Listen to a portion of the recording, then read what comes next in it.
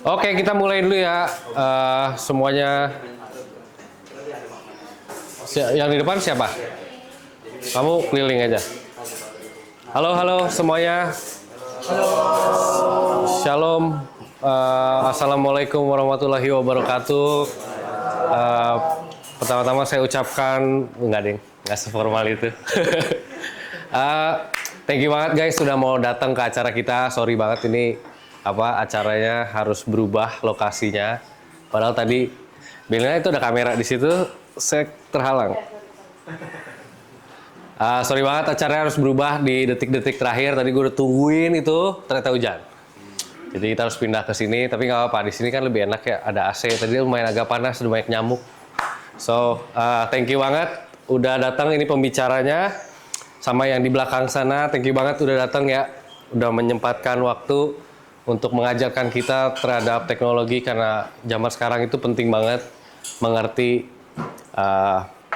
tentang teknologi, bukan cuman cara pakai software-nya, tapi what is exactly kayak di dalam software itu, gimana komputer berpikir, gimana komputer itu bisa mengerti dunia, dan bisa memutuskan itu. Nah, pertama gue mau perkenalan ini dulu kali ya. ThinkLab itu apa sih?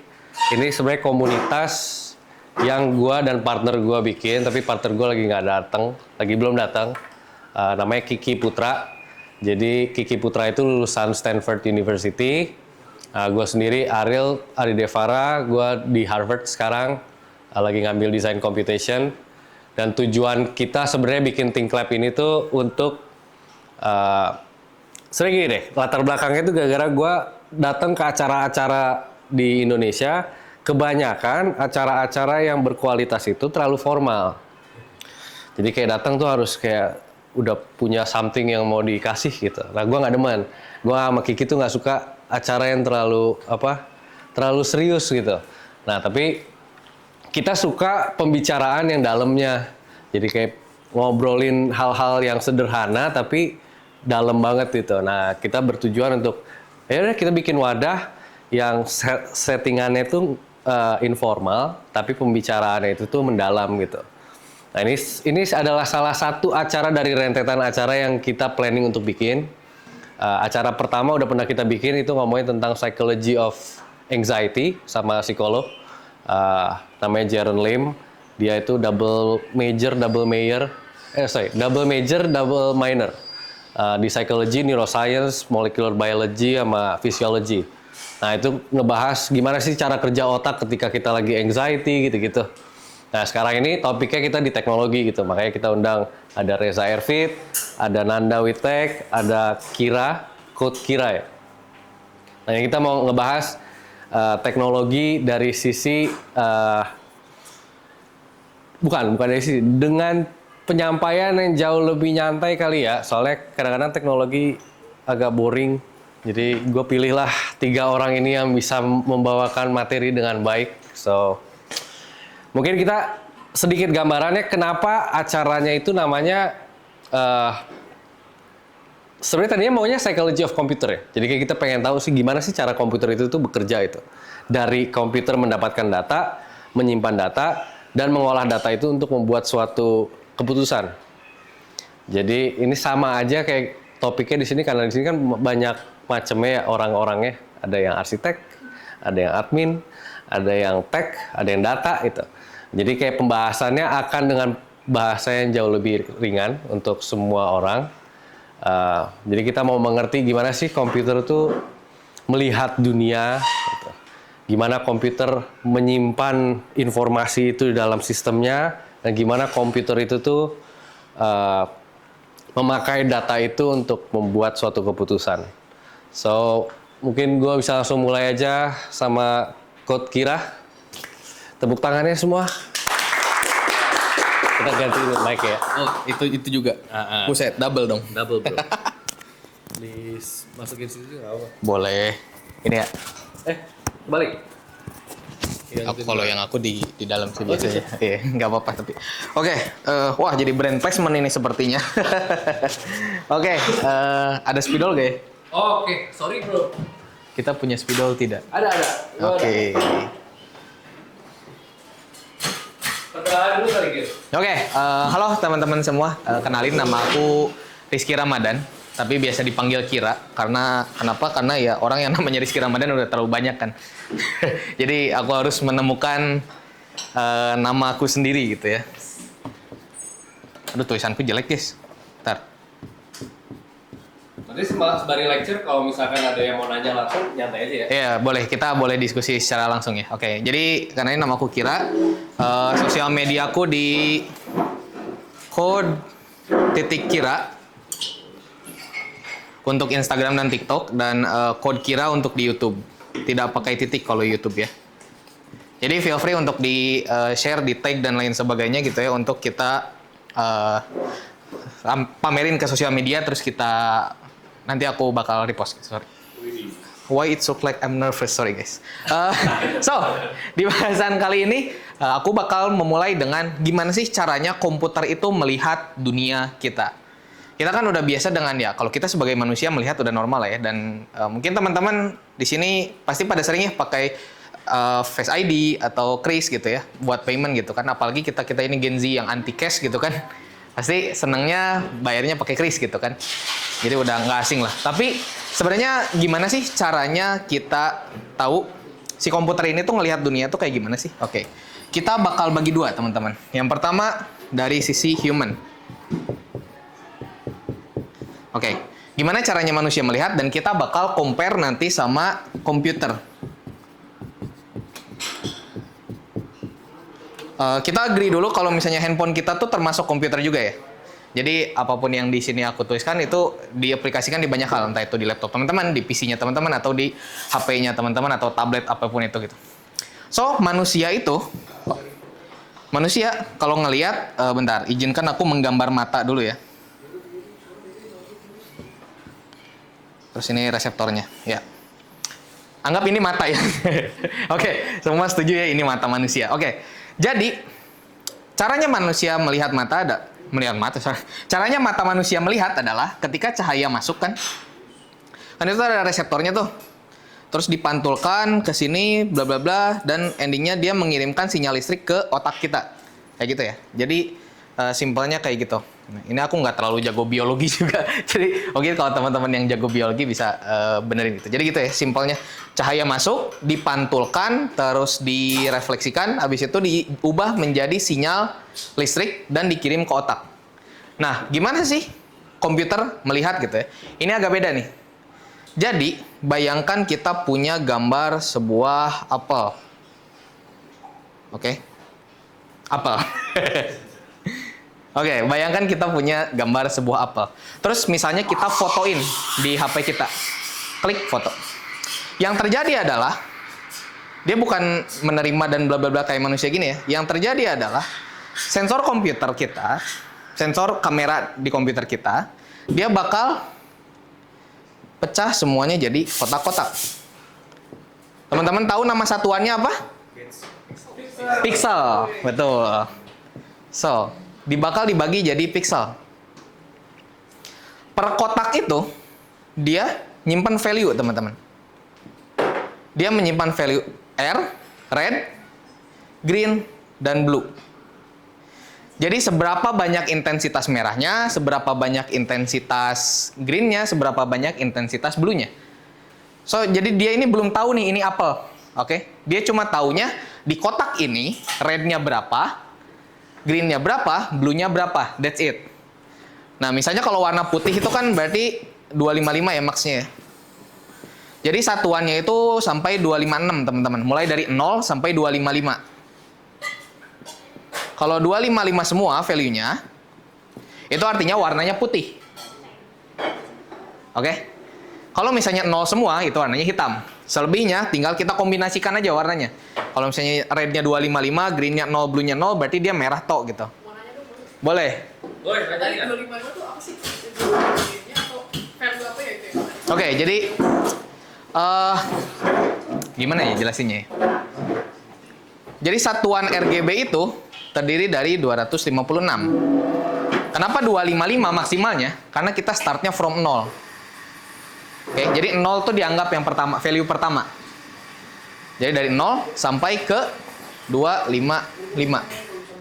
Mungkin ini more like ke computer things kali ya. Jadi 2 pangkat. Tapi gue penasaran, maksudnya kenapa cuma sampai 255? Siapa yang menentukan angka 255 itu? Nah itu menarik. Aku tidak menyiapkan untuk pertanyaan itu. Cuman ada nggak teman-teman yang kira-kira penasaran juga kenapa sih sampai 255 gitu? Pertanyaan menarik nih dari Mas Ariel. Gue kayaknya spektrum manusia bisa melihat warna itu tuh terbatas juga kan. Kita nggak bisa melihat ultraviolet, kita nggak bisa lihat infrared. Jadi Betul. mungkin itu yang kita bisa membedakan warna itu tuh ya kurang lebih jumlahnya segitu. Oke, menarik nih. Oke, good. Ini setauku 256 tuh dari 8 bits sih kalau nggak salah ya. Oh, right. Iya, betul. Jadi satuan warnanya dari 8 bits gitu. Iya, satuan warna 8 bit betul. Ya, jadi setauku itu ya. Cuma correct me if I'm wrong. Oke, jadi makanya dia sampai 255 doang. 0 sampai 255. Jadi totalnya ada 256. Oke.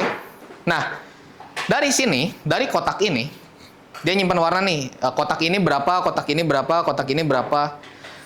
Dan misalnya di satu kotak ada yang perubahan warnanya tuh beda gitu misalnya. Antara kotak ini dan kotak ini tuh beda gitu. Nah itu akan dianggap sebagai edge atau tepian dari sebuah objek. Nah dari tepian objek ini baru dia menggambarkan sesuatu. Dan akhirnya dia bisa tahu ini apel dari mana sih gitu. Dari data yang tentu saja sudah dilatih sebelumnya gitu. Sama kayak kita sebagai manusia. Misalnya kita melihat sebuah apel, kan kita nggak tahu tadinya itu namanya apel ya. Kecuali setelah orang tua kita kasih tahu kita gitu ya.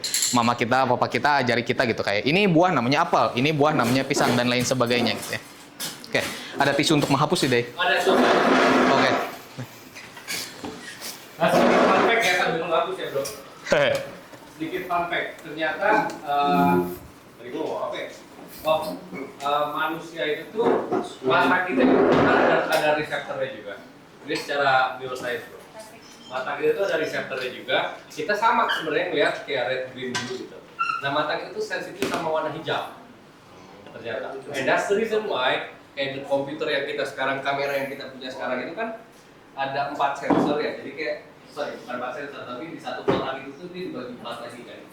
Nah ini warna red, ini warna blue, 2 ini warna green. And that's the reason why kita itu jauh lebih jago melihat perbedaan warna hijau dibandingkan warna yang lain. Jadi kayak a little bit of shade of green itu tuh kita bisa ngebedain karena mata kita terlatih. Nah akhirnya ketika kita bikin komputer, kita bikin sensor komputer tuh lebih reaktif terhadap warna hijau juga supaya memimik mata kita tuh bekerja seperti itu. Ya betul. Karena basically komputer itu banyak hal yang dia implement dari kita as human juga gitu ya. Karena kan yang bikin kita juga gitu. Nah sekarang misalnya kita bakal bahas sebuah huruf gitu ya. Gimana caranya sebuah kamera ini, mungkin teman-teman pernah ya fotoin, terus copy teks dari si gambarnya ya. Pernah ya? Nah itu juga sama cara kerjanya teman-teman. Setelah difoto, dia bakal bagi-bagi jadi kotak lagi. Kotak pixel yang banyak. Makanya kenapa semakin banyak pixelnya, datanya akan semakin akurat. Karena dia makin banyak nyimpan datanya. Kan kalau misalnya gambar di zoom tuh jadi kotak-kotak kan jadi ngeblur gitu kan. Nah itu kalau pixelnya semakin banyak, dia bakal semakin banyak menyimpan data. Which is artinya fotonya atau videonya pun size-nya akan lebih besar lagi teman-teman. Nah ini juga sama nih. Misalnya terjadi pada huruf. Misalnya teman-teman foto terus nge-scan, di copy gitu ya jadi teks. Ini juga sama. Dia menilai juga ininya nih. Dia nyari si yang tepiannya. Terus nanti di endingnya dari setelah dibangun ini, setelah semuanya dibangun ini baru dia decide ini huruf apa sih gitu ya. Dan kemudian ditranslate ke binary-nya di sini gitu ya. Agar si komputernya bisa paham ini tuh huruf apa. Dan misalnya teman-teman punya action mau di copy gitu ya, itu udah dianggap as a text aja gitu, as a plain text kayak gitu. Jadi kurang lebih seperti itu caranya komputer melihat gitu ya teman-teman. Oke, Gua ada pertanyaan. Berarti itu sama kayak jelasin gitu ya, kayak megapiksel itu di kamera itu berarti apa? Oke, menarik. Megapiksel di kamera itu,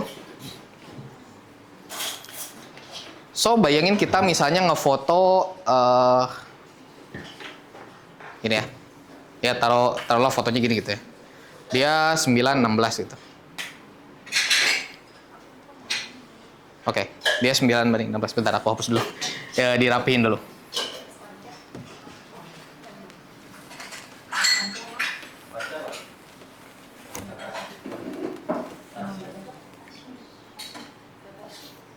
Oke.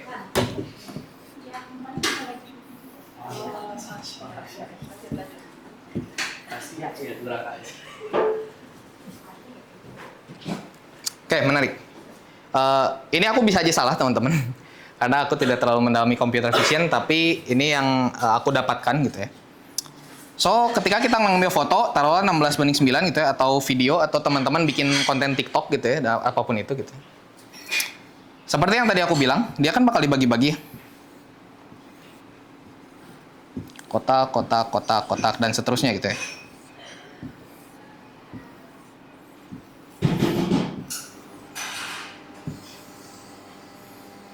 Nah, megapiksel itu, dia itu satuan yang menentukan seberapa banyak piksel yang bisa ditangkap oleh kamera. Tapi apakah piksel yang bisa ditangkap oleh kamera itu semakin banyak pikselnya berarti gambarnya semakin bagus? Enggak juga, gitu ya. Ada yang namanya sensor juga gitu ya. Tergantung seberapa ini sensornya. Itu teknologi di kameranya lah gitu. So, megapiksel itu count dari seberapa maksimum piksel yang bisa ditangkap sama si image sekali capture itu gitu. Ya ini bisa salah juga sih tapi ini yang aku dalami selama ini gitu. Megapiksel itu kan 1000 ya berarti. 1000 ya. Berarti 5 megapiksel itu 5000 piksel betul yang bisa ditangkap oleh kameranya. Ada 5000 sensor di situ. Kalau di kamera, kalau misalkan di image kan berarti ada 5000 kotak-kotak. Iya, 5000 kotak-kotak betul. 5000 kotak-kotak di dalam situ tuh ada lagi RGB ya kan. Jadi Betul. Satu kotak ini ada data RGB-nya. Seberapa banyak merahnya, seberapa banyak hijaunya, dan seberapa banyak Intensitas birunya, ya betul. jadi warnanya bisa aneh-aneh jadi orange gitu. Betul. Kalau oranye ya kita gabungin aja beberapa ini gitu value di sini. Oke, ada pertanyaan lagi? Oke, ada yang mau bertanya lagi teman-teman?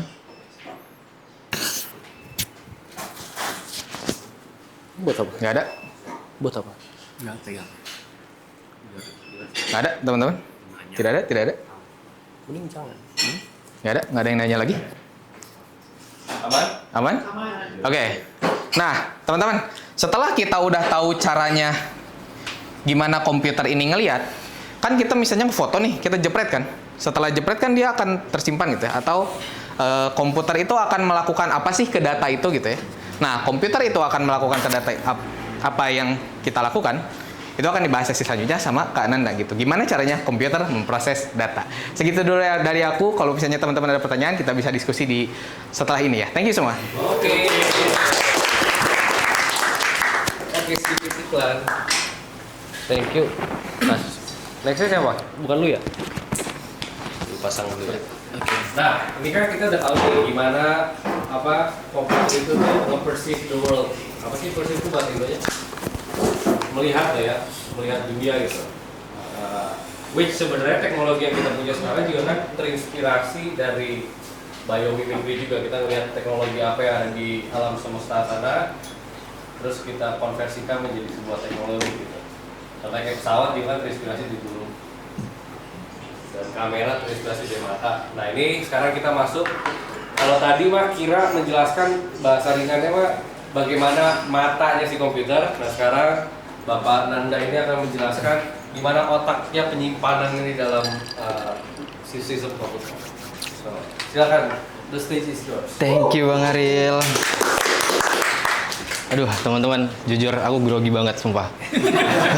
Jujur nih ya, tadi baru datang ke sini tuh kalau teman-teman perhatiin aku diem aja di sini. Itu aku lagi nahan grogi teman-teman. Jujur ya, jujur nih. Sebelumnya mungkin aku izin pantun dulu ya teman-teman ya. Iya soalnya. Iya soalnya. Aku dari Sumatera teman-teman. BTW info aja sih. Aku dari Sumatera, jadi nggak afdol gitu kalau nggak ada pantun. Nanti teman-teman bilang cakep ya. 5, 4, 3, 2, 1. Assalamualaikum warahmatullahi wabarakatuh. Oke, sorry. Oke, sebelumnya teman-teman kenalin aku Nanda. Mungkin teman-teman juga sering banget sering lihat di Instagram gitu ya, atau beberapa kali lihat di Instagram ataupun kadang-kadang di TikTok. Jadi jujur ini cukup berat bagi saya untuk menyampaikan materi ini, karena memang saya tidak terlalu mendalami khususnya di bidang penyimpanan data dan segala macam gitu ya. Karena saya hanya tahu dasarnya aja. Tapi mungkin dari yang akan saya jelaskan ini bisa sedikit banyaknya membantu teman-teman untuk mengetahui gimana sih caranya komputer itu bisa nyimpan data, terus gimana cara komputer itu bisa ngebaca data sampai dia ngelihat data itu seperti apa. Oke. Aduh, kalau kalian pada tegang kayak gini aku jadi makin tegang sih, sumpah. Kalian udah enjoy aja gitu ya. Jangan diem-diem gitu. Aku takut jadi, sumpah. Tadi Bang Aril gitu kan tiba-tiba nanya ke Kak Kira, ini gimana itu gimana. Anjir, aku perasaan waktu sidang seminar dulu nggak kayak gini gitu kan. Ini lebih tegang daripada sidang seminar gitu. Jadi tolong kalian enjoy aja, chill aja gitu ya. Kalau misalnya ada yang mau ditanyain, tanyain aja, atau ada yang mau diskusin aja. Ya, nyantai aja. Walaupun gue tahu di sini kebanyakan orang tech ya. Orang tech kan kayaknya lebih cenderung pendiam. Iya. Ya kan? Tuh, makanya tadi aku diem aja di situ, Bang. Takut aku sumpah. Gimana nanti kalau ditanya kan ya gitu kan. Santai Cuman ya. it's okay gitu. Karena lebih grogi nih dari sidang, mungkin teman-teman yang belum ngerasain gitu kan sidang. Sombong amat. Oke. Teman-teman, jadi tadi Kak Gira udah ngasih tahu bahwasannya gimana komputer bisa melihat gitu ya, ataupun bagaimana misalnya katakanlah gambar itu bisa diproses ataupun dilihat oleh si komputer itu tadi. Nah, lalu kita fokus dari hasil yang sudah disampaikan tadi, di mana dalam komputer ya, gimana sih file itu bisa dibaca gitu kan, gimana sih komputer itu bisa ngebaca sebuah file atau gambar katakan. Nah, jadi kita mulai dulu dari yang namanya, aduh sorry tulisan aku jelek guys. Apa teman-teman? Oke, betul sekali. Hebat ya kalian. Binary. Nah, binary ini ya, itu sebenarnya nggak langsung dari binary teman-teman. Ada yang namanya nih. Apa? Kalau game yang 8 bit apa? FF. Betul. Nggak ada yang tahu kalian ya? Aduh. Oke, jadi ada bit, ada binary. Jadi sebelumnya di awal itu ada bit dulu sih sebelum binary. Jadi bit itu dia terdiri dari angka 0 dan 1. Dan ini nanti ada korelasinya dengan gimana sih komputer itu bisa ngebaca data di yang ada gitu. Nah, jadi teman-teman, komputer itu tidak bekerja seperti manusia atau seperti otak manusia yang bisa mengidentifikasi ini kopi, ini air putih, ini Kak Kira gitu ya. Nah, dia itu nggak bisa mengidentifikasi secara langsung, secara harfiah dia itu tidak bisa. Yang dia bisa lakukan adalah ngebaca nih 0 dan 1 gitu. Katakan ya, kita punya sebuah file, misalnya monyet, jangan monyet deh, kasar banget. Apa yang membuatnya? Jangan monyet deh. Anjing. Jangan juga dong, Bang. Takutnya dia tersinggung kan gitu kan. Apa ya? Apple ya. Apple. Biar yang lainnya. Apple.png. Nah, oke, katakanlah di sebuah komputer kalian ada apple.png. Yang disimpan di komputer itu bukan si apelnya, teman-teman. Bukan apel bentuknya itu ada di dalam komputer itu enggak. Nah, yang disimpan itu ini tadi angka 0 dan 1. Tapi apakah pure angka 0 dan 1 ini? Oh, tidak. Nah, nanti kita bakal kenalan lagi dengan yang lebih jauh. Oke, Apple. Ya, misalnya apple.png.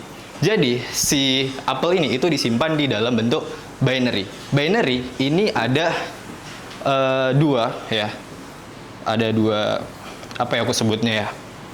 Penerjemahan lah ibaratnya gitu. Ada yang namanya ASCII. Mungkin teman-teman udah yang pernah dengar ASCII? Ada yang udah pernah? Yang pernah angkat tangan? Yang pernah angkat tangan? Oke, pernah. Ada lagi? Ada lagi yang pernah? Nggak ada? Udah pernah? Pas SMP, SMA kayaknya materi ya sampai SMA. Oh, serius? Wah, sekolah di mana? Gokil. Anjir. SMA-nya udah kenal ASCII anjir. Ada kok. Iya. Materi info. Gue tau di Harvard tuh. Let's go. Jangan-jangan SMA-nya di Harvard, Bang. Iya kan? Gokil banget ya. Selanjutnya ada UTF-8. Udah yang pernah dengar? Oh, UTF. Yang udah pernah dengar angkat tangan. Saya. Oke, Kak Ariel. Siapa lagi? Angkat tangan. Kak Gira, siapa lagi? Mas-masnya. Oke, nanti hadiah. Kan belum kenalan lebih jauh. Nanti hadiahnya bisa diambil di depan ya, yang datang. Oke. Nah, jadi ada ASCII, ada UTF-8. Seperti yang gue bilang tadi, si bit ini dia itu cuman angka 0 dan 1. Nah, lalu gimana si ASCII dan si UTF-8 ini BTW si ASCII dan UTF-8 ini adalah ibarat itu kamus, teman-teman. Jadi kalau teman-teman bedah isi file.png, apple.png ini itu isinya huruf-huruf nggak jelas lah, pokoknya berantakan gitu. Kalau misalnya teman-teman ubah ekstensinya, teman-teman belajar di txt, itu nanti teman-teman lihat itu ada kayak huruf, ada karakter yang nggak jelas. Nanti itu bakal aku jelasin karena nyambungnya ke sini. Sebenarnya karakter-karakter nggak jelas itu asalnya dari sini, teman-teman, dari ASCII ataupun dari UTF-8 gitu. Nah, tapi sebelum dia bisa jadi ASCII dan jadi UTF-8, itu dia dari sini dulu, teman-teman. Dari si binary code-nya ini, ya. Di mana binary code ini itu ada berapa digit? 2. Binary. Kalau bit 2.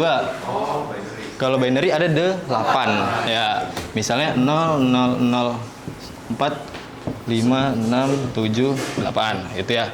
0 0 1 gitu. Nah, ini binary code-nya. Nah, si binary code ini itulah yang dibaca sama komputer. Yang aku bilang tadi, dia cuma bisa baca 0 dan 1. Nah, binary code ini nanti dia diterjemahkan ke dalam si UTF-8 ataupun si ASCII. Tapi kalau di komputer sekarang sih kebanyakan itu udah pakai UTF-8. Anjir, aku kok deg-degan ya. Berarti komputer zaman sekarang punya cuma satu doang ya, nggak mungkin ada duanya ya? Jadi gini, pertanyaan bagus nih Bang. Jadi gini, ASCII dan UTF-8 ini sebenarnya berkorelasi. Jadi kan kalau sekarang itu bahasa banyak ya, ada bahasa Mandarin, ada bahasa A, B, C, dan segala macam. Nah, si ASCII itu dia nggak support sampai semua bahasa. Dia hanya support di bahasa Inggris ya. A, B, C, D, E, terus ada angka 0 sampai 9 gitu ya. Ada karakter gitu. Nah, terus untuk emoji itu tidak di-cover sama si ASCII. Nah, di covernya itu sama UTF-8. Kenapa? Karena si ASCII ini dia itu cuman bisa 1 byte ya, dia hanya bisa support 1 byte. Sedangkan si UTF-8 itu 1 sampai 4 byte ya, anggaplah ini 4 byte gitu. Jadi dia bisa untuk apa ya, dia bisa kombinasikan byte-nya ini itu lebih dari 1 baris ini. Jadi dia bisa tambah lagi 000 sekian gitu. Karena 8 bit itu 1 byte gitu kan? Iya, 8 bit ini dia itu kan 1 byte. Nah, sedangkan si ASCII ini dia hanya support 1 byte aja. Makanya karakternya tuh terbatas. Gitu. Sekarang teknologi makin maju, karakter juga makin banyak dan berbeda-beda gitu ya. Nah, makanya hadirlah si UTF-8. Sebenarnya ada lagi, ada UTF-16, 32, cuman yang apa ya? Yang cocok, bukan yang cocok sih. Yang paling umum dan juga udah mengcover semuanya gitu. Kalau sama kayak kita makan Indomie, teman-teman. 1 kurang, 2 kebanyakan, gitu kan? Makanya ada Indomie Jumbo. Nah, inilah dia yang mengcover Indomie Jumbo itu. Gitu. Nah, kayak gitulah gampangnya, teman-teman. Kalau yang 16 itu masih kebanyakan, gitu kan, berlebih gitu. Jadi ya udah skip gitu. Nah, makanya kita pakai yang UTF-8. Oke, ini udah. Oke, jadi seperti itu kurang lebih gimana sih komputernya itu bisa ngelihat datanya dulu gitu. In case teman-teman ubah yang seperti aku bilang tadi dari PNG ke TXT, itu komputer tuh tetap ngebacanya dia itu sebagai file TXT. Dia nggak bisa langsung nge-generate, kecuali kalau pakai image viewer kayaknya bisa deh, tapi aku kurang tahu juga. Tapi kalau dia diubah jadi .txt nih, dia akan ngebacanya itu TXT. Jadi dia nampilin si ASCII tadi ya, yang kode-kode sangat tidak beraturan itu berisi karakter, angka dan segala macam, dan itulah yang nantinya dibaca oleh si komputer kalian. Nih, kodenya itu. Dan sebenarnya si dalam foto Apple itu kalau jadi TXT itu kan informasinya banyak tuh teks. Yep. Itu sebenarnya menjelaskan cuma warnanya setiap pixel. Menarik Bang. Ya. Jadi sebenarnya izin gitu. Oke, nah jadi sebenarnya kalau di setiap file, di setiap ekstensi file itu ada yang namanya magic apa? Itu apa ya? Saya tidak tahu itu. Magic number. Atau yang mungkin teman-teman bisa lebih gampangnya lagi itu adalah signature. Nah, setiap file itu punya signature atau tanda tangan bahasa Indonesianya. Ya, tanda tangan. Jadi, misalnya nih file PNG itu ada signature-nya. Nanti kalau teman-teman coba aja nanti misalnya punya foto.png, teman-teman ubah jadi .txt, itu nanti akan ada signature-nya itu kalau nggak salah kalau PNG itu 000 PNG. Nah, nih. Ini signature-nya. Kelihatan nggak sih? Nih. 000 PNG. Nah, ini signature-nya si file PNG. Nanti di PDF ada lagi, di TXT itu ada lagi ya. Itu sangat banyak sekali, nanti teman-teman boleh cek di Wikipedia atau ChatGPT gitu ya. Jadi teman-teman lihat aja, ini adalah salah satu contoh signature. Nah, 00 ini itu hasil dari si ASCII ini tadi ya. Nah, si ASCII ini tadi menampung si 00. Nah, kalau di desimalkan, kalau didesimalkan itu kalau nggak salah 84. Kalau nggak salah ya, nanti teman-teman boleh cek aja. Nah, ngeceknya di mana bang? Sorry. di mana? Ngeceknya di mana itu yang signature? Signature ini ada di Wikipedia. Misalnya kamu mau cari signature PNG. Nah, kamu cek aja table signature file gitu. Nanti ketemu. Nah, sampai mana tadi ya? 84 ya? Kamu ngedistract aja. Oh iya, Enggak, bercanda. Bercanda. 84 nih ya.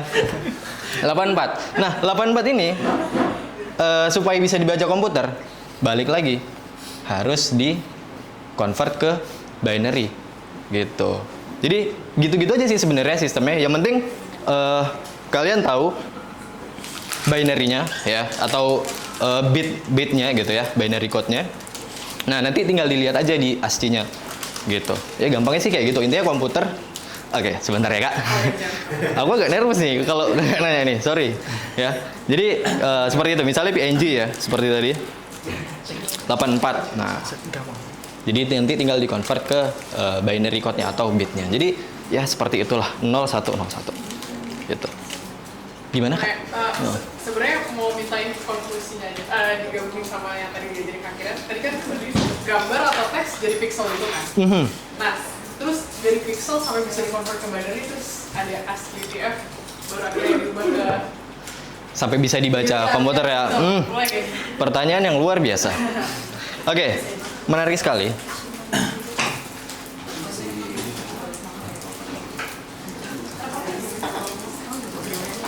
Bro, quick question bro. Signature itu berarti kayak resep rahasianya si PNG gitu ya? Kurang lebih seperti itu bang. Jadi kayak ibaratnya nih supaya komputer tuh tahu ini file apa, misalnya PDF kah atau PNG kah, karena ada signature-nya itu tadi. Gitu. Jadi ini memang udah baku lah. Tapi itu signature. Sorry, silakan. Lo dulu. Berarti dia seolah kayak nyuruh komputer, nih loh cara baca file ini pakai kamus ini gitu ya? Pakai signature yang ini gitu, ibaratnya. Nah, signature ini tadi kan yang aku bilang 00 PNG gitu ya. PNG. Nah, inilah yang nantinya ini kan masih bentuk ASCII ya. Nah, inilah nanti yang diterjemahkan ke binary code itu tadi supaya si binary code itu bisa dibaca sama komputer gitu siklusnya. Nah, pertanyaan dari Kak siapa? Kak Sima tadi ya. Mulai prosesnya gimana tadi dari gambar gitu ya. Gambar disimpan. Tadi kan kita udah bahas ya bahwasannya misalnya gambar dijepret nih ya, katakanlah. Dapatlah si apple.png tadi. Nah, komputer ya, seperti yang aku bilang tadi, dia pertama kali akan ngebaca signature-nya dulu. Ya, dia baca signature-nya dulu. Dia udah tahu nih signature-nya, ternyata itu adalah PNG. Nah, di dalam file itu berisi metadata, teman-teman. Metadata itu isinya ada kayak informasi mulai dari nama filenya, terus kayak tadi seperti yang Kak Kira bilang, misalnya dia itu disusun kan per pixel ya, per pixel gitu. Nah, misalnya untuk pixel yang ini itu ada di heksanya katakanlah berapa ya? Ya katakan tadi 256 gitu ya. 256. Nah, 256 ini itu akan di setahu aku ya, koreksi aja kalau misalnya salah, itu akan di-convert ke bitnya itu tadi. Binary code-nya itu tadi. Supaya si komputernya itu tahu kalau misalnya tadi ini warna merah yang pekat gitu. Jadi dia kayak disusun satu persatu gitu gambarnya berdasarkan dari si hasil terjemahan binary code-nya itu tadi sampai nantinya bisa diproses di layar komputer. Nah, itu nanti ada korelasinya lagi ke yang akan aku bahas bentar lagi. Gitu. Oke? Nah, Mau nanya boleh nggak Mas? iya nggak apa-apa. Tadi aku bercanda doang. Konfirmasi dulu ya Pak. Itu apa namanya yang signature kan aku kan nangkapnya berarti untuk apa namanya untuk yang istilahnya buat ke binary-nya itu kan perlu didasarkan dari signature, sedangkan kalau penerapan selama ini tuh kadang kayak misalkan apple.png terus habis itu nanti diganti txt atau nanti diganti jpg gitu, jpg gitu, terus nanti kan signature-nya berarti otomatis berubah atau gimana, terus nanti berubah juga ke itunya translasinya atau gimana? Pertanyaan yang mendorong, menarik, sorry. Tepuk tangan dulu dong, aku nervous guys. Aku nervous guys, sumpah. Sorry ya. Nah, jadi gini, sebenarnya dia itu nggak merubah secara harfiah isi filenya. Yang diubah itu hanya ekstensinya aja, gitu. Oh. Isi Apple-nya itu tetap %.png. Walaupun dia diubah ke txt, dia tetap gitu. Aku nggak tahu kenapa dia nggak berubah ya sebenarnya. Cuman pengamatan aku selama ini, ketika dia dari PNG ataupun dari file apapun, ketika hanya diubah ekstensinya, kecuali yang relevan ya, kayak misalnya PNG ke JPEG atau JPEG. Nah, itu setahu aku akan berubah sih resolusinya. Tapi nanti teman-teman boleh try aja sendiri. Tapi kalau diubah ke TXT, itu isinya tetap PNG. Dan nanti ketika di reverse lagi ke PNG, itu bakal tetap bisa, gitu. Jadi nggak ngerubah walaupun kalian ubah ekstensinya, gitu. Nanti teman-teman boleh buka aja ChatGPT. Signature itu buat kayak panduan di komputer nih, cara nge-breakdown data ini, nge-breakdown file ini gimana gitu ya? Maksudnya cara nge-breakdown PNG sama TXT bakal beda?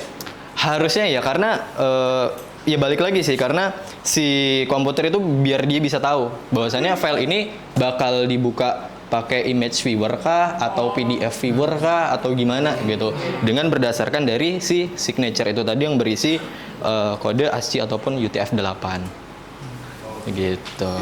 Kompleks juga ini ya. Ya. Oke, ada lagi? Saya makin grogi teman-teman. Oke, ada lagi?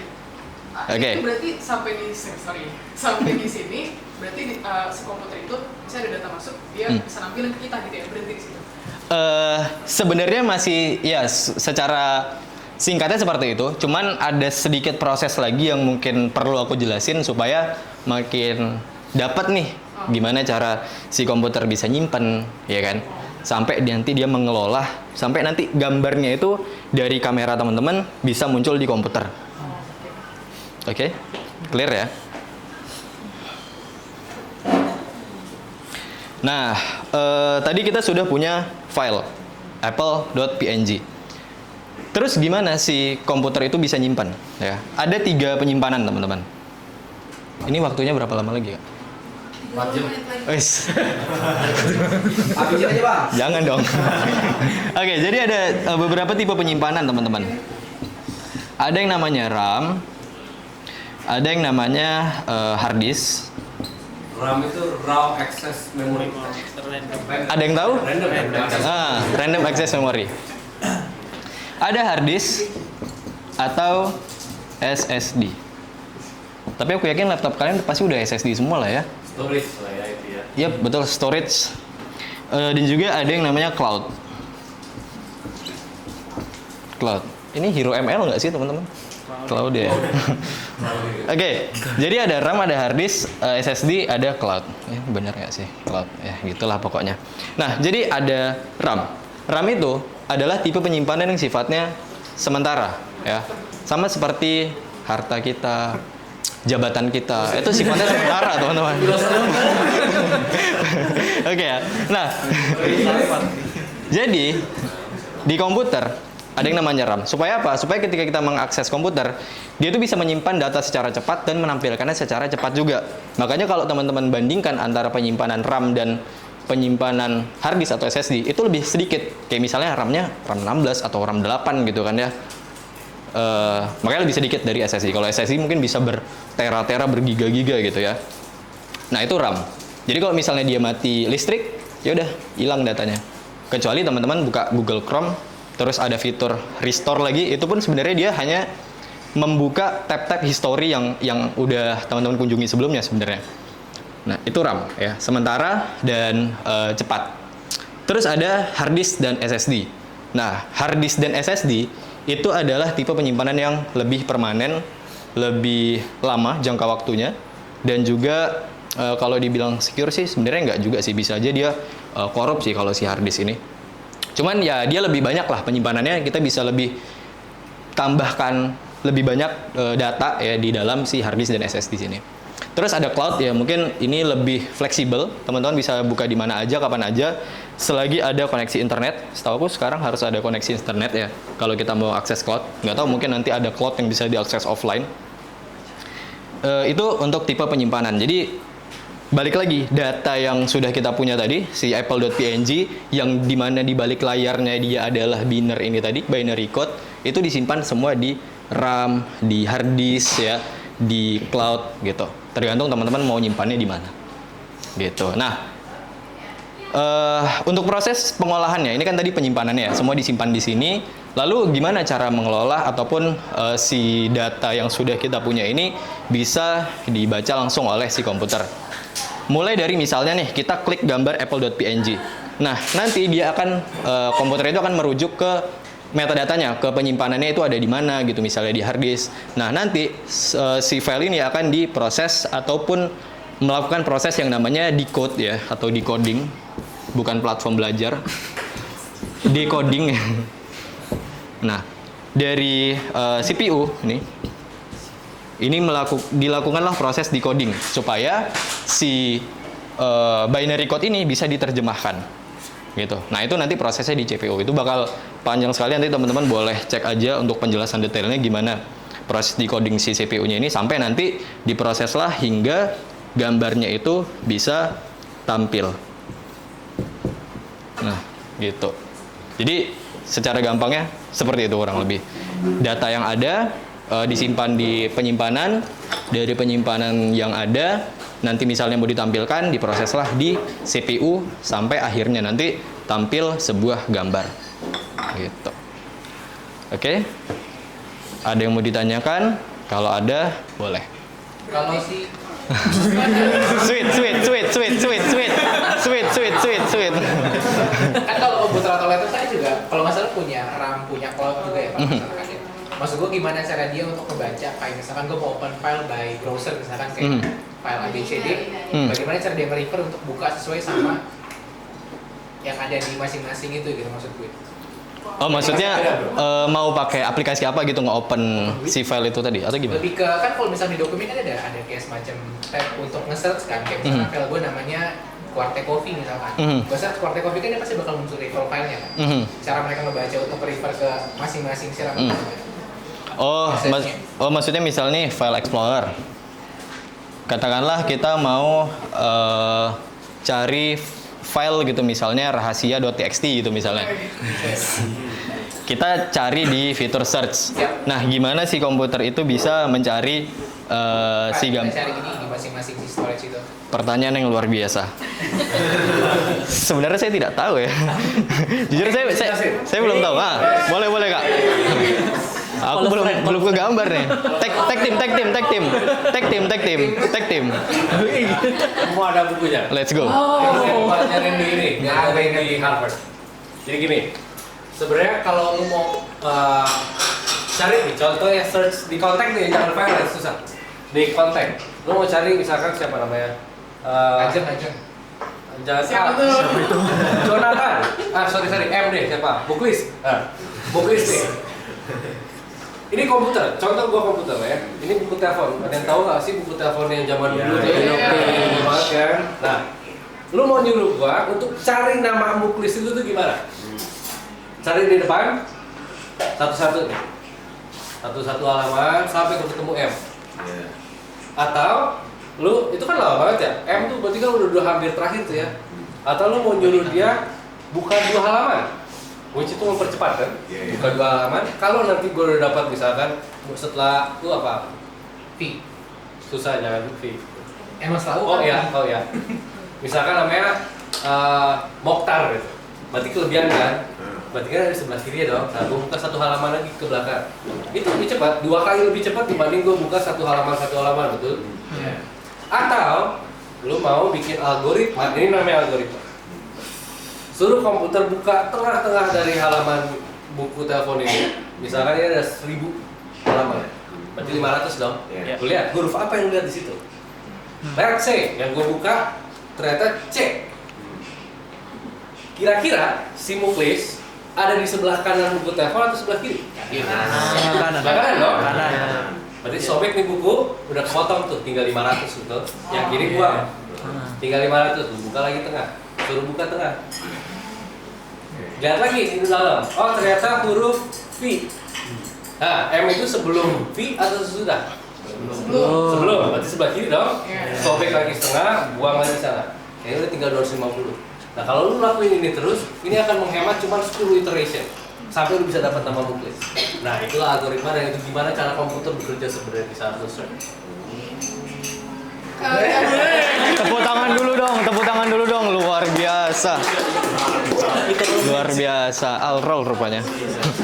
Oke, nah jadi seperti itu ya tadi yang bertanya ya, kurang lebih pertanyaannya. Nah, gue gampang. Oke, ini bilang gampang nih, Kayaknya pressure nih. Berarti tadi data masuk, data disimpan di situ, terus baru di decoding tadi, habis itu ditampilin. Berarti semua yang ditampilin itu dia akan tersimpan di situ. Jadi storage-nya bakal full kalau misalnya menampilin banyak, atau setelah ditutup nanti dia akan hilang gitu ya. Balik lagi, kalau RAM seperti yang aku bilang tadi, karena dia sementara, jadi nanti setelah dia mati listrik ataupun laptopnya atau komputernya mati itu bakal hilang. Kecuali di hard disk atau SSD, dia bakal nyimpen itu tadi metadatanya. Oh. Gitu. Jadi makanya kalau misalnya kakak buka aplikasi, buka foto, buka apapun itu kebanyakan gitu kan di komputer atau teman-teman gitu kan ya, RAM itu akan terbebani gitu. Makanya disebutlah dari huruf L. Lag. Bisa satu lagi? Lambat. Satu lagi? Lemot. Iya itu lemot. Siapa yang bilang tadi? 2 juta rupiah kak. Oke. Oke, jadi seperti itu. Jadi kalau dia sementara itu akan tersimpan di RAM gitu. Tapi kalau yang sifatnya permanen akan disimpan di penyimpanan yang sifatnya permanen juga di SSD ataupun di hard Makanya disk. kalau iPhone tuh yang kalau misalkan banyak itu kita Swipe terus gitu kan ya, kita hapus. RAM itu kan, nggak terlalu banyak. Betul. Tapi katanya si iPhone ya, sebenarnya itu nggak ngaruh bang. Oh iya? Iya. Justru malah makin banyak kita punya apa ya istilahnya, halaman yang udah pernah kita buka, aplikasi yang udah kita buka, itu sebenarnya nggak memperlambat kerja si iPhone itu tadi, malah justru menghemat baterainya dan menghemat jangka waktu penggunaan iPhone-nya. Katanya si iPhone ya. Ini iPhone. iya. Tapi kata iPhone juga, Apa tuh? Apa tuh? kita nyalain low battery mode ya. Oh. Terus bentar. Pokoknya intinya kalau kita ngecas dan kita buka aplikasi banyak yang udah diiniin tadi, itu jangan ya kak, karena dia makin berat ngecasnya karena kita gue sulit ngecasnya pakai teks, tapi intinya dia merasa si casnya itu kerjanya makin berat lah pokoknya. Simpelnya gitu. Kalau yang aku tahu ini dari iPhone juga sih sebenarnya. Dia kalau kita orang Apple terang. Next gua nanti bicara. jangan-jangan punya aku HDC nih teman-teman. Jangan punya aku HDC nih. Oke, jadi seperti itu ya. Ini kenapa kita bahas ini ya jadinya. Oke, jadi seperti itu kurang lebih. Kalau misalnya penyimpanan sementara di RAM, kalau lebih permanen di SSD atau di hard disk atau yang lebih fleksibel itu ada di cloud seperti itu. Ya, jadi mungkin itu teman-teman untuk penjelasannya gimana sih file ataupun gambar PNG yang sudah didapatkan oleh Kak Kira tadi bisa dibaca dan disimpan oleh komputer sampai nantinya proses menampilkan si gambar itu tadi. Oke. Oke, mungkin itu aja teman-teman. Mohon maaf kalau penjelasannya tidak jelas ya. Nanti teman-teman boleh cek aja recordnya ada di bawah ya nanti ya. Ada di bawah nanti. Tadi karena aku buka pakai pantun, aku tutup pakai pantun juga boleh? Oke, boleh ya. Oke, seperti biasa teman-teman bilang cakep ya. Nyolong cucian di rumah Desi. Jangan ya? Aku udah mau mulai nih. Oke, nyolong cucian di rumah Desi. Cukup sekian, terima kasih. Oke. Nah, sekarang momen-momen yang kita tunggu-tunggu nih. Let's go. Nah, ini kan udah penyimpanan data ya. Jadi tadi kita udah ngebahas gimana komputer. Gimana komputer tadi melihat dunia, terus sesudah itu kan dia simpen tuh informasinya. Jadi sebenarnya kalau dipikir-pikir kurang lebih kayak manusia juga sih cara kerjanya. Jadi kan cara otak manusia juga kan kita ngelihat informasi. Ini mungkin sedikit background ya, kayak misalkan lampu-lampu atau warna nih, kayak warna ungu gini nih. Apakah ini sebenarnya warna ungu? Kalau misalkan kita masukin pakai mikroskop itu sebenarnya di dalam situ kan in the molecular level itu sebenarnya nggak ada warnanya. Itu cuman density dari partikel-partikel yang memantulkan cahaya sekeliling ini ke mata kita warna ungu. Maka ini terlihat warna ungu. Dan cahaya itu kan behaviornya adalah gelombang. Jadi itu kan sebenarnya electricity yang masuk ke mata kita terus dikonversikan nama otak kita itu menjadi sebuah bentuk yang kita lihat sekarang nih. Makanya kenapa kalau kita jatuh ke belakang kita buta? Karena mata itu sebenarnya cuma ngambil informasinya, tapi otak di belakang kita lah yang mengolah informasi itu menjadi suatu visual. So, sekarang kita bakal ngebahas tentang gimana komputer make decision. Makanya sebenarnya AI itu bahasa buzzwords doang nggak sih bro? Jadi kayak sebenarnya AI itu udah pakai lama nggak sih? Kayak machine learning itu kan udah cukup lama ya. AI ini cuman karena lagi viral aja. Nah, cuman gue pengen tahu juga nih sekarang dari pendapatnya bapak yang satu itu, gimana sih caranya AI itu bekerja? Misalkan AI bisa tahu ini tuh yang namanya anjing. Kan tadi kita lihat kan itu semua informasi cuman RGB doang ya. Gimana kok dari informasi yang cuman RGB, apalagi kalau kita tarik ke belakang lagi cuman binary 0 and 1 gitu. Kok dia bisa tahu ini patternnya muka anjing seperti ini, muka babi kayak gini? Kenapa gue bahasa-bahasa kasar semua sih? Maksudnya kayak orang kayak gini gitu ya. Jadi gimana sih komputer mempelajari itu dan bisa make decision kayak oke, keputusannya sekian. Ini adalah manusia gitu. So, give it up buat Bapak Reza Ervit. Silakan. Jadi grogi gue. Sengaja gue. Tes. Spidolnya mana? Bismillah ya. Set. Oke. Apa ya? Gue mulai pakai pantun aja dulu kali ya. Karena gue orang Sumatera juga. Tepuk tangan buat Nanda. Itu pantun. Tepuk tangan buat Nanda. Dia jelasinnya secara santai. Kali ini sesi gua Reza. Tolong gua jangan dibantai. Oke, apa ya? Gua cari akal dulu. Pernah lihat ini nggak video dari Magnus versus siapa? Yang catur itu? Siapa? Gukes ya? Kasparov. Bukan bro, beda lagi. Yang kemarin viral, Magnus gubrak meja jebret. Godnya chess, godnya catur. Ronaldonya catur. Bukan Messi-nya catur ya. Tapi pernah nggak teman-teman main catur gitu? Terus lawan komputer, itu kan ada level-levelnya ya. Ada easy, intermediate, terus ada yang hard juga. Tapi pas kita main nih, pernah kepikiran nggak gimana cara komputer itu make decision untuk jalanin pion gitu? Atau mungkin kalau kita main catur itu kan butuh waktu yang lama buat mikir ya. Butuh intuisi juga. Tapi komputer dengan jalan yang sedemikian rumit, dia nggak butuh waktu lama, langsung make decision, jebret, jebret, jebret. Nah itu gimana caranya? Itu yang bakal kita bahas. Yoi, keren nggak? Nggak baik, keren dulu ya. Tapi sebelum itu, karena gua konten kreator,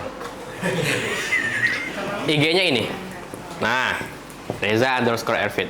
Jadi kalau ada momen-momen yang menarik boleh di-record, upload ke social media, tag ini ya. Asik. Yang ada centang biru followers 300.000 lebih. Boleh ya? Oke. Tadi sampai mana? Nah ini ya, sampai sini dulu. Sampai make decision. Oke, gimana komputer make decision? Tadi udah dijelasin juga ya sama Kira, sama Nanda juga. Kita bakal bicara dulu nih soal algoritma. Oh asik. Algoritma kalau kita tarik sejarahnya itu ada tadi 01, ada logic thinking yang paling dasar itu di abad 19 dicetuskan oleh namanya George Boolean. Nah, makanya ada Boolean itu 1 dan 0, benar atau salah, true or false gitu ya. Itu awal algoritma. Tapi sebenarnya ya, algoritma itu kalau ditarik jauh ke belakang itu udah ada dari zaman Aristoteles gitu. Karena ada anak filosofi di sini, jadi gue pakai filosofi ya. Tamatan filosofi gue bro, filsafat. Nah, terus ada yang namanya silogisme, ya kan? Jika maka tuh. Jadi kalau misalkan tadi jika siapa? Jika Socrates, wes. Jika Socrates adalah jika apa ya? Jika manusia maka fana gitu. Socrates manusia. Kesimpulannya apa? Socrates fana, ya kan? Silogisme. Algoritma itu seringkali didefinisikan sebagai silogisme yang modern. Nah, konsepnya di situ dulu. Jadi ada juga dari situ tercetuslah konsep and or not ya. Jadi kalau misalkan N terpenuhi, misal apa? Si Edgar misalkan ya.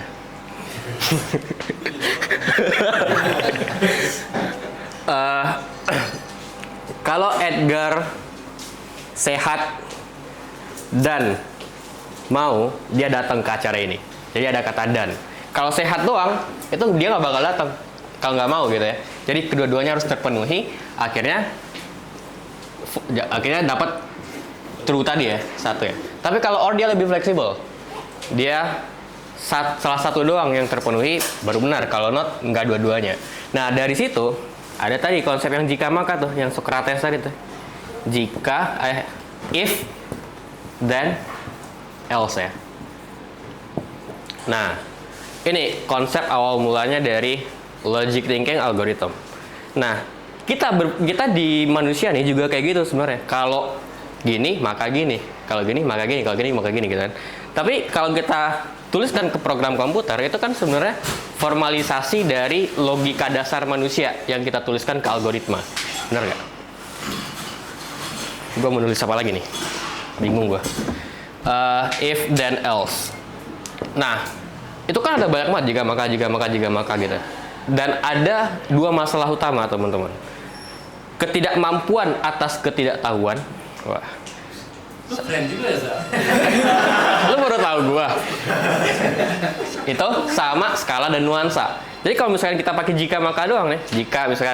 Jika Senin 1, Selasa 2, jika Rabu 3. Apalagi Kamis 4 dan seterusnya. Tiba-tiba ada user yang bilang mangga gitu. Wah, kita nggak punya data itu. Jadi kita harus masukin lagi. Jika mangga maka blood. Jika Ariel maka apa? Nah, gitu. Jadi ada kerumitan itu. Jadi dia nggak mampu. Makanya berkembang lagi dari yang jika maka yang linear satu doang jadi lebih terstruktur. Namanya Gua tulis di mana ya? Decision tree, guys. Apa? Pohon keputusan ya. Misalkan kita mau memutusin apakah kita mau datang ke acara Tinglab atau enggak, wes. Sebenarnya kan bisa aja kita bikin algoritma sederhana gitu ya. Jika sehat maka datang, udah segitu doang. Tapi manusia nggak sesimpel itu. Apa nih iklan? Manusia nggak sesimpel itu. Oke, kita bikin. Nanti puterin aja. Taruh dah, pakai tisu dulu deh. Kak, boleh nanya? Ya, Ganggu gak? santai aja. Apa? Jika maka itu nyetingnya di mana? Maksudnya? Di programming, maksudnya coding? Oh, coding. Oh, Di codingnya tergantung kita mau pakai bahasa apa. If, then gitu. Terus else di bawah. Kalau jika A maka X, kalau nggak B. Jika lampu merah maka berhenti, kalau nggak jalan. Nah, gitu-gitu. Set. Terus ada yang namanya ini decision tree. Misalkan acara Tinglab, datang apa enggak gitu ya? Datang apa enggak? Pos aja deh semuanya. Intinya nangkap lah ya. Logik dasar. Ya. Bro, tenang. Bro, cepet. Enggak bercanda.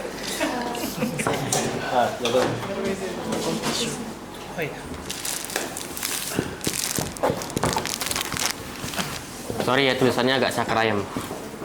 Datang apa enggak gitu ya. Terus kita nanya tuh, wah cuacanya gimana? Misal ada cuaca ada no. Kalau cuacanya bagus, kita datang. Kalau enggak, kita nggak bakal datang. Misal. Terus ada lagi tingkatannya. Habis cuaca apa? Mood, wes, nice. five. Mood. Kalau mood kita baik, oke, kita datang, yes. Terus kalau enggak, no. Apalagi pertanyaannya? Ada teman. Kalau nggak ada, kita nggak bakal datang. Kalau ada, dan seterusnya sampai akhirnya kita bisa mutusin kita datang apa enggak nih. That's decision tree. Jadi ada pohon keputusan. Nah, gimana kita nuangin ini ke komputer? Ada yang namanya entropi. Entropi sama information gain. Nah, kalau entropi itu ketidakteraturan ketika ngambil putusan. Misal, kita datang apa enggak? Kita lihat ramalan cuaca misalkan. Kita lihat di BMKG lah, di dukun gitu ya. Terus kita dapat kesimpulan. Oke, cuaca cerah 50%, enggak 50%. Kita bingung kan? Kita mau datang apa enggak? Nah, ketika kita overthinking, ketika kita bingung, entropi itu dia bakal tinggi nilainya. Ketidakteraturan itu bakal tinggi. Terus kita lanjut nih ke pertanyaan kedua. Ini apa nih? Mood ya? Sampai mood. Oke, di mood ini kita dapat kesimpulan kalau mood gue bagus gitu ya, 80% misalkan, 80%. No, berarti 20%. Nah, ketika kita bisa entropinya turun, kita udah nggak bingung lagi, berarti mood ini itu information gain-nya itu nilainya tinggi. Jadi pertanyaan yang membantu kita untuk menurunkan entropi itu information gain. Nah, lagi-lagi teman-teman, karena ada anak filsafat di sini, gue pakai konsep filosofi. Filosofinya adalah ketika kita pakai algoritma yang ini, decision tree, ada konsep yang namanya glass box. Jadi kayak dia itu transparan gitu. Kita bisa lihat logiknya gimana, cara kerjanya kayak gimana, dan akhirnya leaf atau daun dari pohon gitu kita tahu gitu. Berbeda dengan black box. Ada neural networks, nanti kita bahas. Itu nggak transparan gitu. Terus yang kedua, ada konsep namanya, gue lupa, Occam Razor. Nah, dia bilang kalau entitas entitas nggak boleh dilipat gandakan ketika kebutuhan terpenuhi. Alias kalau misalkan keputusan ini sederhana, barangkali itu yang terbaik gitu. Dia bilang kayak gini. Makanya ketika kita mutusin si cuaca ini 50% ada mood, terus ada teman, terus kalau misalkan gue begadang gue nggak bakal datang. Terus apa lagi? Kita bikin banyak terus pertanyaan, kita bakal overthinking kan. Model kayak gitu. Kalau kita bikin terus, dia bakal overfitting namanya. Kalau kita overthinking, kalau si model ini bakal overfitting. Terus makanya ada konsep yang namanya pruning. Kirain healing. Beda. Nggak ada komplit healing. Nah, pruning. Kalau kita healing ya, kalau ini pruning. Jadi dia motong cabang-cabang yang nggak perlu. Misalkan cuaca, kalau mood Atau misalkan ada temen atau enggak, itu nggak perlu coret. Jadi kita cuma punya sedikit pohon aja untuk mutusin kita datang apa enggak. Kalau kita overthinking, mungkin kita butuh waktu 5 jam gitu buat mutusin gue datang apa enggak gitu. Tapi kalau pohon-pohonnya dipotong, jebret-jebret, kita mungkin punya waktu 5 menit, 10 menit untuk mutusin kita datang apa enggak gitu. Itu konsep decision tree. Paham ya? Yes. Keren juga nanya gak? nggak? Ya. Kalau pruning di sini untuk decision tree, penentuan mana yang perlu di-prune, mana yang enggak, itu gimana ya? Maksudnya kayak mungkin ini yang signifikan perlu dipertahankan sehingga dipertahankan, kalau yang ini enggak ya udah potong. Oke, gue bakal jelasin habis ini. Oh, oke. Nah. Ceng.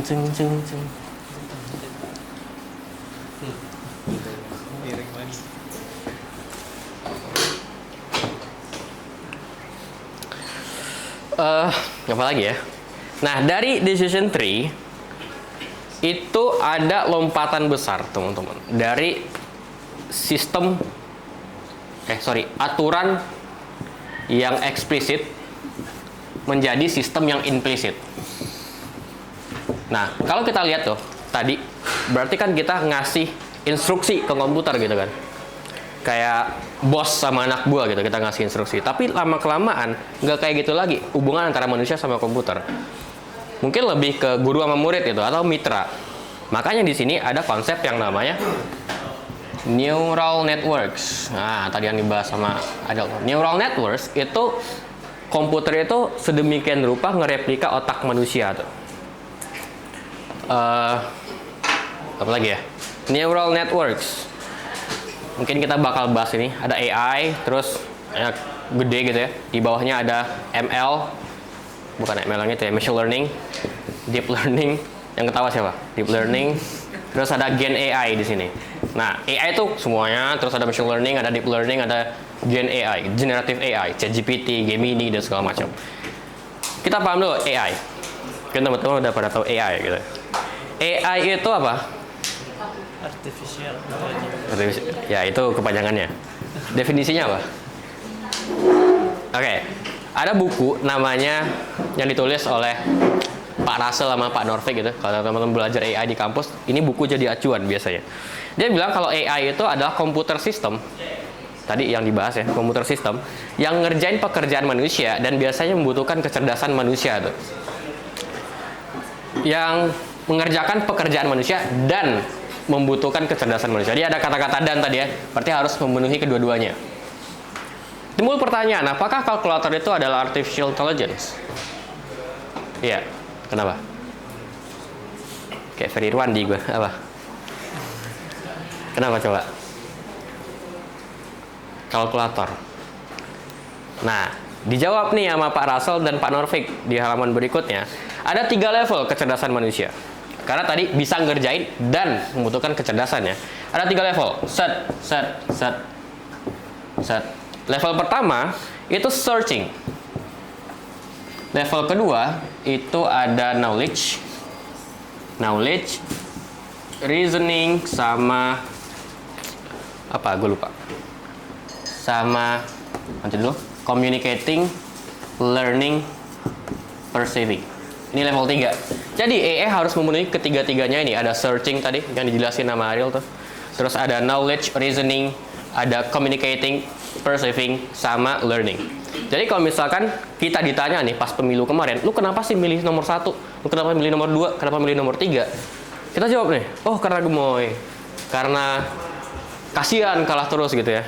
Kita nggak bisa ngasih reasoning yang logik gitu. Berarti level kecerdasan kita tuh masih di level 2. Belum level ketiga gitu. AI juga kayak gitu, harus memenuhi ketiga-tiga level ini baru disebut dengan AI yang sempurna. That's AI. Terus kita bahas ChatGPT dikit deh. Kita bahas ChatGPT gitu ya. ChatGPT, ada chat, ada GPT. G itu generatif, P itu pre-train, data yang udah dilatih, dan T adalah transformer. Kenapa generatif? Generatif itu kan dari sesuatu yang nggak ada jadi ada tuh. Jadi kalau misalkan ada yang bucin-bucin gitu ya, kamu tuh kayak generatif gitu. Kenapa? Karena kamu bisa bikin aku from nothing to something. Bisa dipakai tuh. Itu generatif. Dari yang nggak ada jadi ada. P, pre-train udah dilatih. Kalau ChatGPT dilatih sama OpenAI, Gemini dilatih sama Google dengan data yang banyak banget. T, transformer. Kenapa transformer merangkai? Mana lagi nih? Kita hapus ini deh.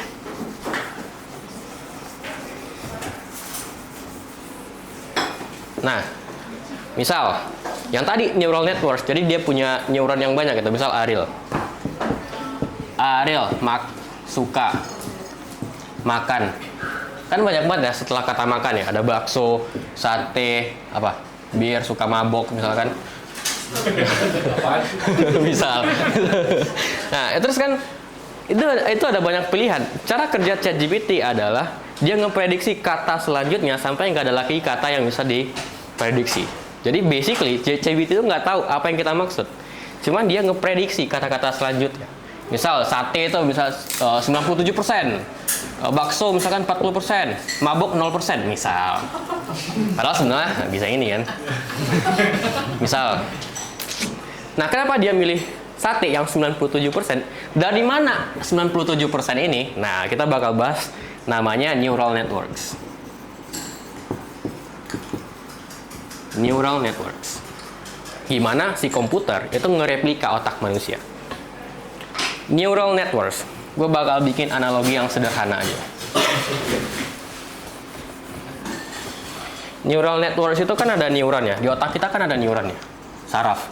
Terus ada weight, bobot dari saraf. Terus ada, kalau di algoritma tuh ada namanya activation function. Gue analogikan ketika kita bikin pizza gitu ya. Ada yang pernah bikin pizza? Misal input layer. Jadi kan dia punya banyak layer, ada input layer. Input layernya adalah resep yang dari pizza gitu. Kalau komputer, itu data mentah yang kita kasih ke algoritma. Terus yang selanjutnya ada hidden layer. Hidden layer itu kayak koki atau chef yang bikin pizza.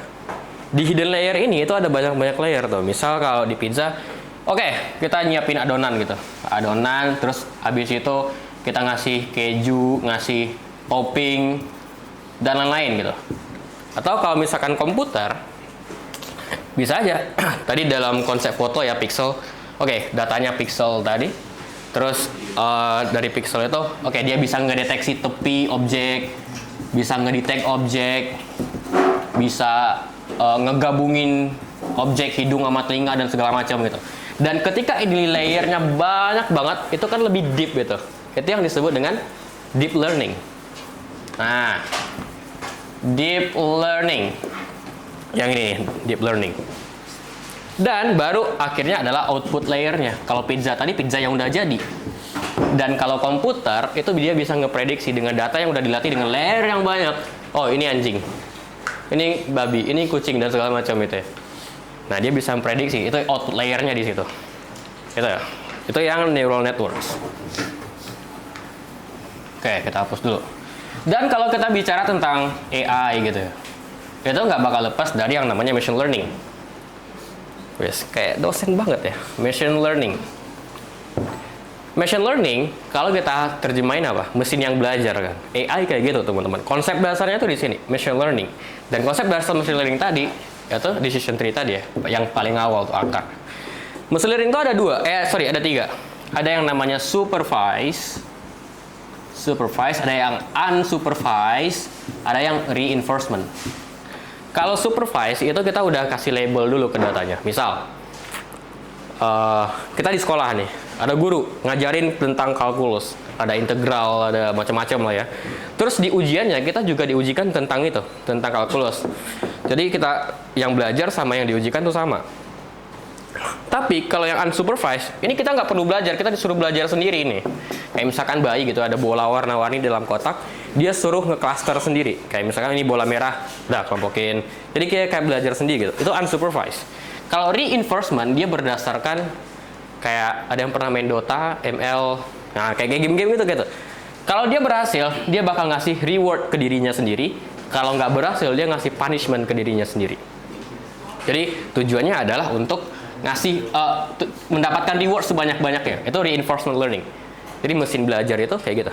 1, 2, 3. Nah, dari sini baru ada yang supervised itu kayak klasifikasi gitu ya. klasifikasi yang nentuin, oh ini anjing nih. Ini kucing gitu ya, nih dan segala macam. Klasifikasi. Ada juga yang namanya regresi. Regresi itu lebih ke angka. Jadi kayak tadi di decision tree kita mutusin yes or no gitu. Itu klasifikasi. Kucing, anjing, babi. Nah, itu klasifikasi. Kalau regresi itu angka, misalkan harga rumah. Jadi kayak data tuh bisa ngepredik harga rumah kita berdasarkan variabel-variabelnya. Kayak lokasinya di mana, terus luas rumahnya dan lain-lain. Regresi. Kalau unsupervised itu kayak kita rekomendasi produk gitu di Tokped, di Netflix gitu, rekomendasi film. Jadi dia belajar sendiri dari pattern-pattern yang udah kita kasih tuh ke Netflix. Kalau reinforcement itu kayak self-driving car gitu, yang mobil jalan sendiri tanpa supir. Nah itu dia. Set.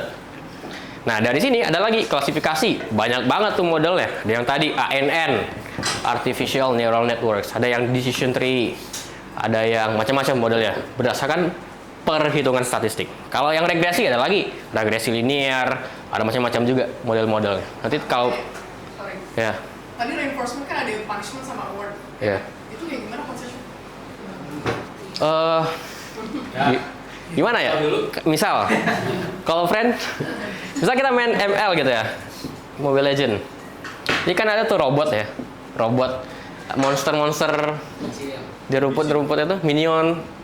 Nah, itu kan dia belajar tuh dari pattern. Kalau misalkan kita gerak ke sini, dia bakal gerak ke sini gitu. Robot-robot, terus juga nyerang kita, terus dia belajar dari item-item kita gitu kan. Oke, kalau misalkan item kita makin banyak, dia makin kuat tuh robotnya. Tapi kalau misalkan item kita masih baru-baru, dia masih lemah juga tuh robotnya. Dia belajar dari situ. Dan dia ngasih reward ke dirinya ketika dia berhasil membunuh kita misalkan. Atau punishment-nya atau kerugiannya yang diterima, kita bisa ngebunuh robot itu. Dan tumbuh robot baru lagi belajar lagi dari data-data dengan banyak banget player di situ gitu. Jadi itu bisa dikonsepkan dengan robot yang ada di game. Wah. Kayak gitu. Gitu kali ya. Nah. Sampai mana tadi? Regresi. Regresi tadi. Regresi ya. Linear dan lain-lain. Nah, gitu deh konsepnya. Terus dari sini ini machine learning ya. Gimana mesin belajar itu. Nah, contoh dalam kehidupan kita sehari-hari apa coba? Misal, nonton Netflix itu. Nonton net. Siap bro, siap.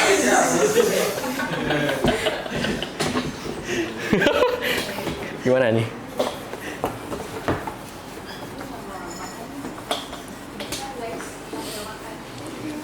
Dipersilahkan teman-teman.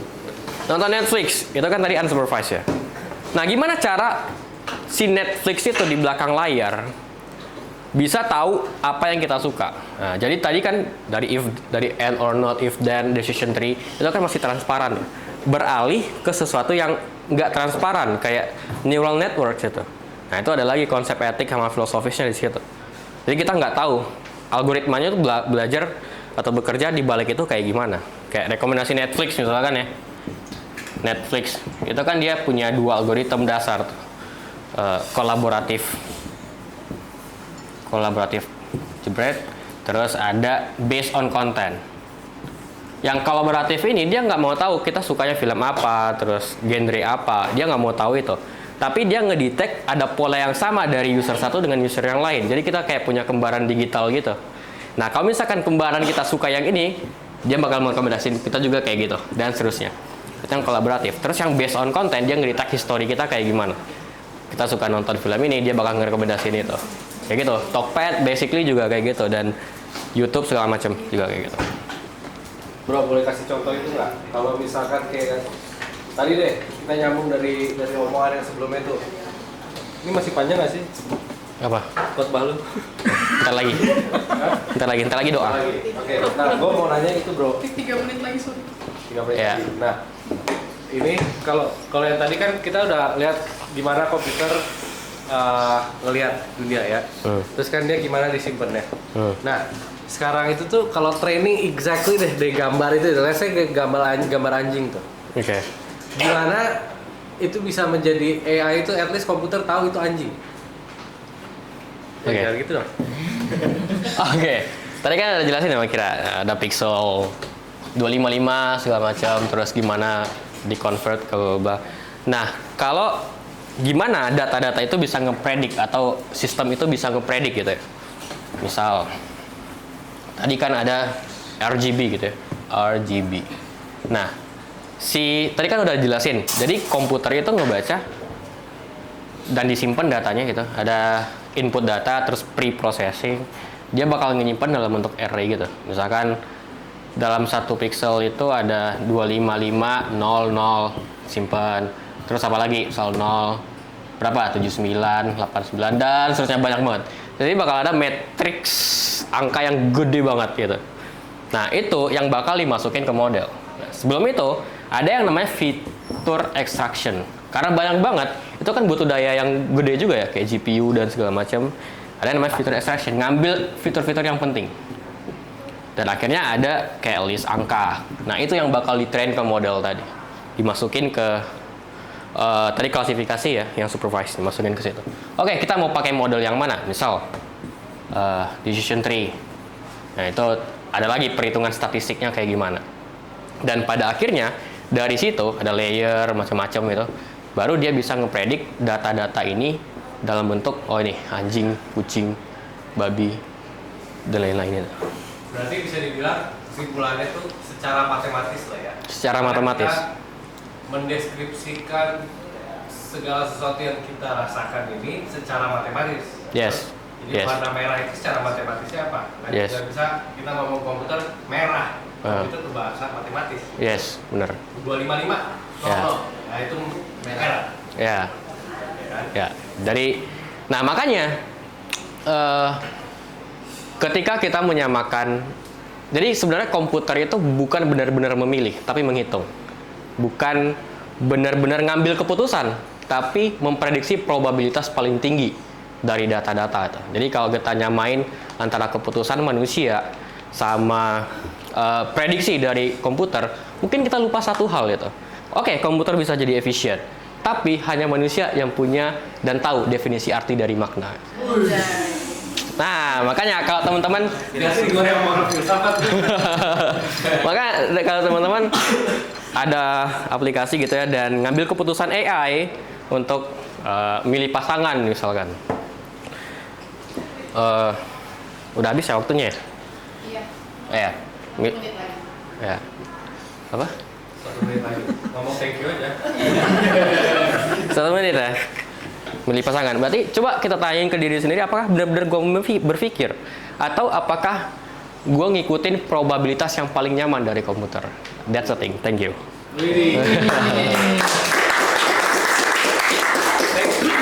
Oke, penutup sebagai penutup di sini kebetulan co-founder gua udah hadir dari Think Lab. Silakan sini dong. Ini bro.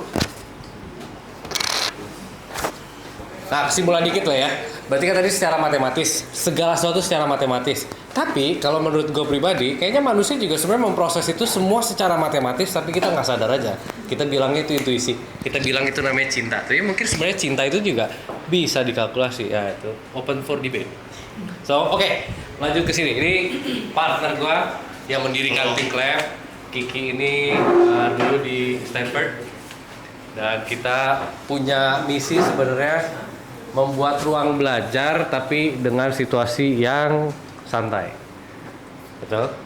Betul. Mungkin ada tambahan buat teman-teman, kenalan dulu Ki. Ya halo semua teman-teman, sorry telat karena tadi ada kursus yang nggak boleh ditinggal kalau di DO.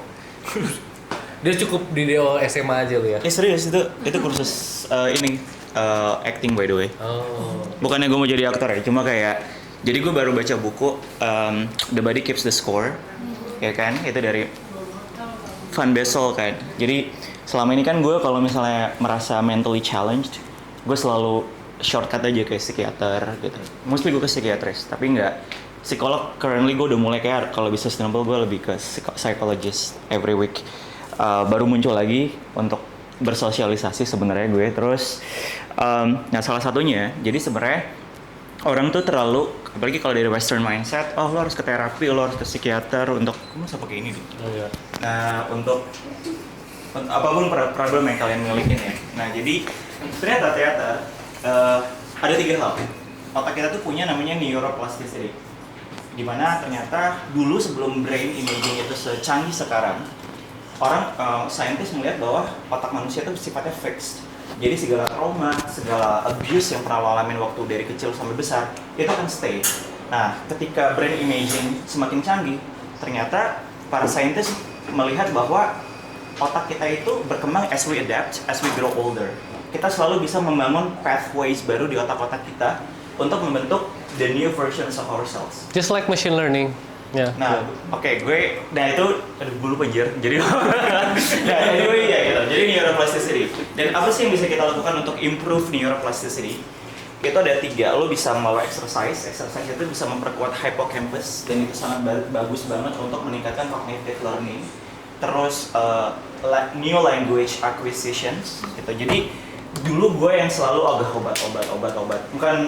Bukan obat maksudnya gue ngobat ya. Jadi kayak obat yang prescribed. Ya, jadi gue mengambil sebuah 3 solusi sekarang alongside dengan metode dari psychiatrist sama psychologist gue. Pertama adalah cara gue membangun neuroplasticity. Pertama olahraga yang gue ambil adalah berenang. Kenapa berenang? Karena berenang itu lu juga suka berenang kan? Enggak. Ya, Baru. Nah, gue beneran kursus berenang every week dan akhirnya udah oke lah terakhir. Udah sekitar 6 bulan terakhir gue les berenang. Itu seluruh tubuh lo bergerak dan itu water itu punya calming effect dan sangat membantu untuk ada namanya corpus callosum. Jadi ada sebuah jembatan antara otak kanan otak kiri dan itu kayak highway. Nah, berenang itu kan melatih sisi emosional lo, ya kan? Tapi analitik lo juga berjalan. Ya, kapan lo harus bergerak, kapan tangan lo harus berada di titik tertentu. Kedua adalah bahasa. Nah, gue 6 bulan terakhir ngambil bahasa Prancis. Sekarang gue on the way A2 ke B1, masuk ke level intermediate. Kenapa bahasa? Karena bahasa itu orang yang mengalami berbagai macam masalah psikologis ketika dia punya bahasa yang baru. Kita kan Asian culture ya, kita apalagi kalau lo ada di dunia yang super masculine yang punya repressed emotions. Nah, dengan bahasa dan lo menggunakan bahasa kedua, itu lo akan mudah untuk mengeluarkan seluruh pikiran-pikiran ataupun hal yang ada di hati lo secara objektif.